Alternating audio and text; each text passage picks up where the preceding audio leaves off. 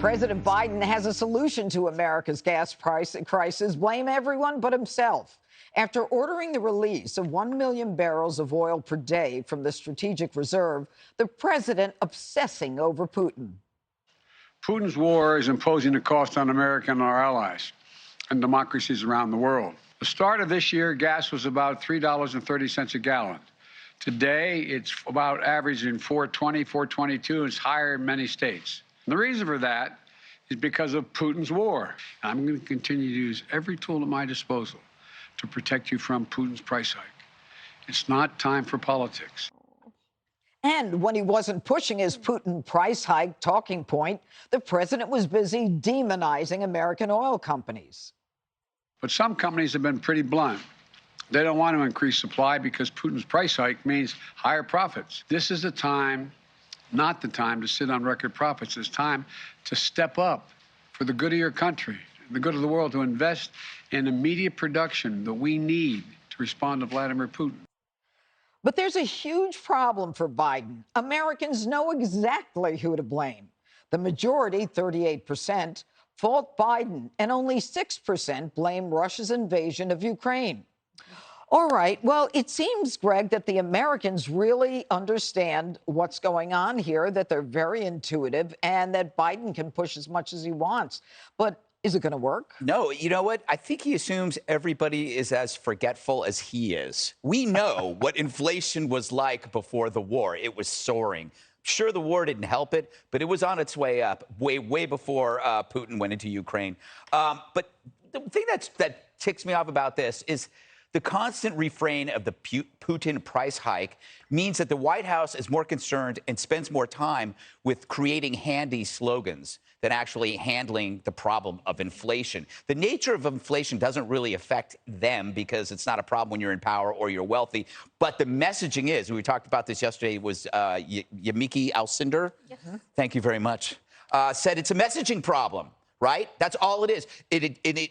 It's everything you need to hear about the left, is that nothing is a problem until it threatens your political power. Inflation hurts the poor, but it's a problem only if it costs you votes. Yeah. Crime hurts the poor and minorities, but it's only really a problem if it's going to cost you an election. So all of this, all what you're seeing right now, is not about morality, it's about messaging. And that's disgusting because we could have solved, he keeps saying, it's all about everybody, we should stop talking about politics. So said that about Florida. Dude, you're the only person that's politicizing this. No one else is. No one cares about the messaging. They just want to get their bread and milk down. Yeah, and they want to get off that $5,200 tax hike, basically, that is inflation. Yeah. But Dana, do they have time to turn this around before the midterms? No, here's another one of Dana's rules. I know you like those. When you hear that there's a communications problem anywhere with the company or at the White House, wherever it might be, 99% of the time, it's not. It's a fact problem, and it's very frustrating to the communicators because if you fix the facts, if you had better policy, then you fix your PR problem. That's the way it works. Just this week, President Biden called for 11 new taxes on American energy. Okay, so Putin's price hike, you can't get more of a price hike than putting more taxes on energy and gas. So this is another PR move that will actually exacerbate the PR problem and the fact problem that they're trying to fix. The other thing that really bothers me, and I would like a permission to use an analogy. Permission granted. So I'm always fascinated by the Strategic Petroleum Reserve, tapping it, and then the White House trying to say that that's an accomplishment. Yeah. That's like trying to get credit for paying off your credit card bill by taking out a loan. And there's no plan to replace it. I'll just say one other thing. In 2020, the Republicans put forward a plan under President Trump to refill the Strategic Petroleum Reserve because gas prices were at record lows. Oil prices were at record lows. And Chuck Schumer, the Senate Democratic leader at the time, said he was proud to be the one to kill it. Okay, so now they're announcing to take 1 million barrels out a day. We use 25 million barrels, or I'm sorry, it's more than that. I don't have the number here, but it's a drop in the bucket. And they've announced no plan to refill it. It's supposed to be for emergencies.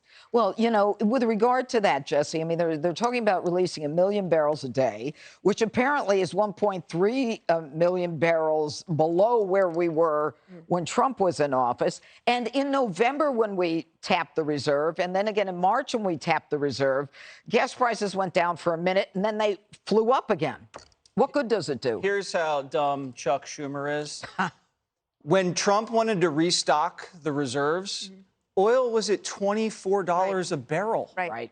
That would have been deal. the best time to restock the stockpile. And now, so he's going to shed about a third of the stockpile, 180 million out of 560 million barrels. That's the stockpile. We're letting go a third of the stockpile. Someone's going to have to replenish that. It's never going back down to 24 in the next couple of years. So we're going to have to pay more money to fill up the cupboard. Bush, in the summer of 2008, when oil prices were really high, did this big speech. And he said, we are going to do everything we can here in America to drill domestically. And the very next day, oil prices on the world market went down $10. It was just on that speech. And that's what Joe Biden doesn't understand. You have to send a signal to the producers in the market that we are in there for the long term.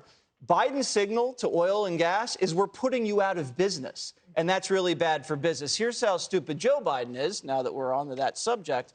You can't just like hop from lily pad to lily pad. Oh, we have an energy crisis. We'll hop over to electric.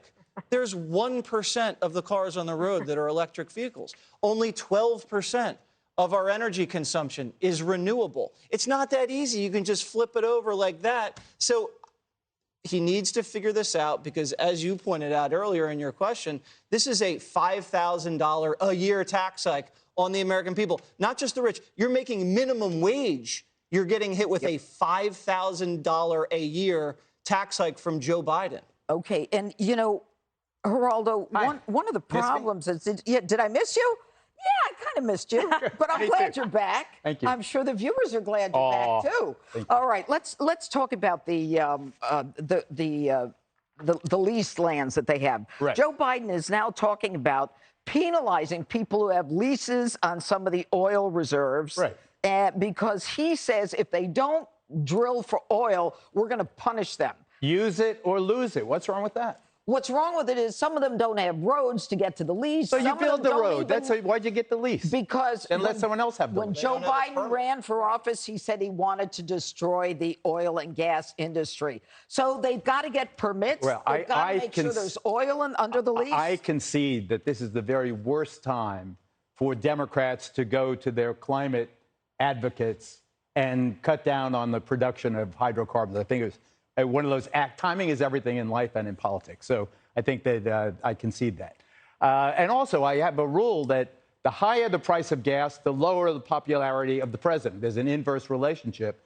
And now you're seeing the price of gas going up, the president's popularity is sinking. In terms of what's going on with energy, you really need now to understand like the Strategic Petroleum Reserve. There's 1.4 billion barrels just in the part that the government controls, plus another 3 billion barrels in there that the private sector controls. So when you're talking about a million barrels a day for 180 days, that's a drop in the bucket out of the Strategic Reserve.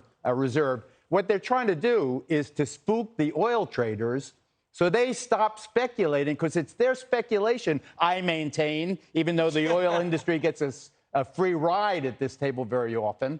I maintain that they are manipulating the price. They are taking advantage of the situation right now, and they are exacerbating it. And to make the oil companies like the victims is absurd. There's more oil in your mustache, Geraldo, than there are in the Strategic Petroleum. I don't use oil. We should tap your mustache. Or in my hair. Hey, Sean Hannity here. Hey, click here to subscribe to Fox News YouTube page and catch our hottest interviews and most compelling analysis. You will not get it anywhere else.